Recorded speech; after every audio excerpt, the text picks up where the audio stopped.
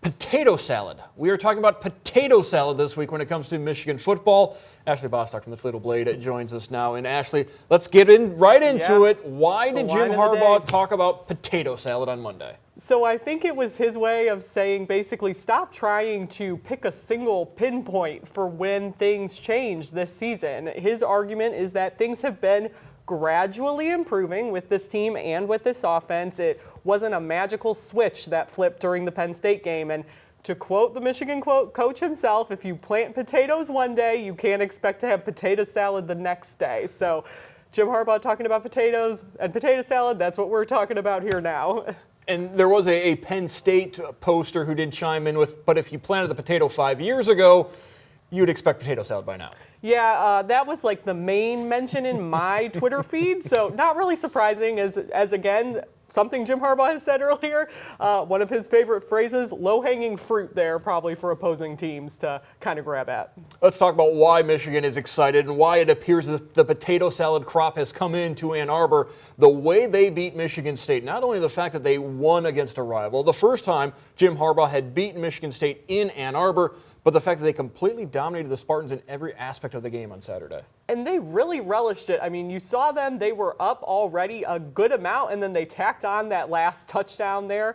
In the fourth quarter, Shea Patterson to Cornelius Johnson, there was just really no love lost between Michigan and Michigan State. And it's hard to blame them considering the way that the Spartans owned this rivalry for about a solid 8 years from like 2008 onward until 2015, and where it's been back and forth in the previous 4 years of the Jim Harbaugh tenure. So these Michigan players, you know, it doesn't matter that Michigan State's having a down year, and that's what we talked about last week, too. They were saying it doesn't matter. We don't care what the record is. We want to go out there and win. It's still a rivalry game, and they really went out there and showed that. They made the most of those offensive opportunities that they got.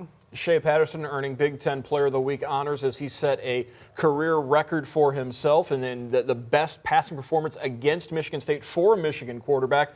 But one thing that impressed me with the Michigan offense, yes, they were able to throw the ball around, but when they needed to grind out some long drives and get that clock moving and keep it away from Michigan State, they were able to do that in the second half. Sure, the play that comes to mind is 3rd and 20 in the third quarter, I believe it was, when Shea Patterson found Sean McCune for a 27-yard gain.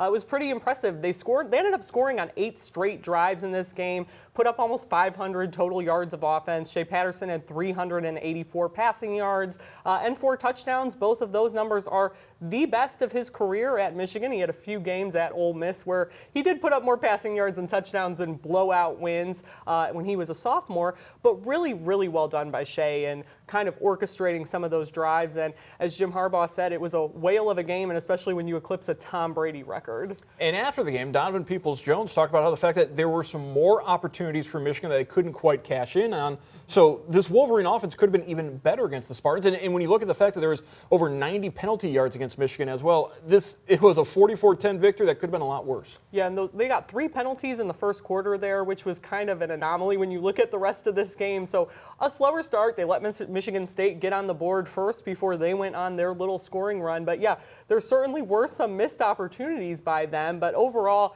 you know, it's kind of hard to punish them for that or penalize them if you're a fan, because this was just such a beatdown in every imaginable way. Now, with Penn State beating Indiana on Saturday, we now know Michigan will not be able to go to Indianapolis. We'll get into Indiana in just a moment. But with Penn State beating Indiana, that means either Ohio State or Penn State will be the representative in Indy. So after the game, Michigan start looking for their bowl situation, and there's a lot of cloudiness in that situation as well. There is, and it pretty much depends on whether or not Michigan wins out, if they end up beating Ohio State, and who is going to actually be the Big Ten's bowl representative. Would it be the loser of the Ohio State-Penn State game? Would Michigan go if they win out as a replacement for a Big Ten champion in Ohio State?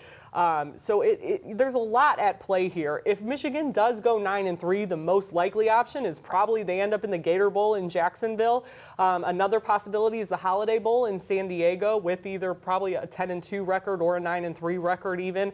There's a lot of rules with contracts and the Big Ten and who ends up in the college football playoffs, who wins the conference. Lots still up in the air for them and where they could go, but I think those are probably the three most likely possibilities right now. And what I would love to see, what I'd love to get the inner workings on, is if Ohio State does make the college football playoff and you've got a situation where Michigan beats Ohio State still gets in, and the Rose Bowl has to decide between Penn State, Michigan, and Minnesota to be the representative. Yeah.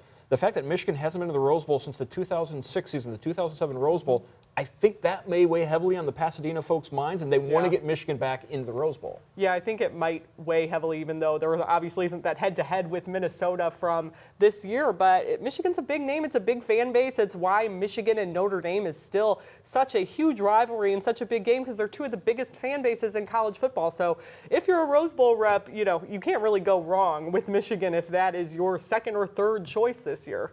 But before we get to where Michigan will go bowling, before we get to the Michigan-Ohio State game, the final road game of the regular season for the Maize and Blue as they head to Bloomington on Saturday for an Indiana team that is bowl eligible as well, are coming off that loss to Penn State, but a Hoosiers team that has played Michigan tough the last couple of years and is playing some really good football right now. And let's just say, let's give the Michigan players and Coach Harbaugh credit. They're not looking ahead like you and I just did right now here at the beginning of this segment, but they really are focused on Indiana, and I think a big part of it is these upperclassmen that are here know that Michigan has had some tough games in Bloomington. They went into double overtime in 2015. They went to overtime in 2017. Now, granted, there's a huge win streak for Michigan in this series. They've won 23 in a row. It's been 32 years since the last time Indiana won because they haven't played every single season. But they aren't resting on any of that, I guess. They really are, not buying into this notion of this being a trap game, which is kind of an easy narrative considering it's sandwiched between your two biggest rivals in the conference. So right now they really are just focused on Indiana, and they've seen Peyton Ramsey, their quarterback, before, so there's some familiarity there as well. And I think there's still some bad blood from last year's game against Indiana. Not only the fact that it was a close game, but there was some accusations of dirty play from the Hoosiers. Of course, that was the game that Chase Winovich got hurt in, and Michigan did not take lightly to the way Indiana was hitting a little bit after the echo of the whistle, if you will, in that game. Yeah, and we've seen, obviously, with Michigan State this year, the way that this Michigan team kind of holds on to some of those grudges and uses them to their advantage and uses them to kind of fuel their own play. So it wouldn't be surprising to hear that again. But no signs, yells of dirty play, I guess, again this year from the Michigan players who talked on Monday. And as we go into the final 2 weeks of the regular season, this Michigan team is fairly healthy at this point. Yeah, they are, and that's about as much as you can ask for this late into the season when injuries can start to pile up. And I think they really had the injury bug early in the season with John Runyon out, with Sean McCune missing some time, with who knows about Zach Charbonnet? What we've heard early in the season, that he was limited. Zach Charbonnet says he wasn't. Who knows? It's in the past. He's perfectly fine now. And Shea Patterson said he was banged up for those first 5 or so games and really felt healthy only in the second half of the season.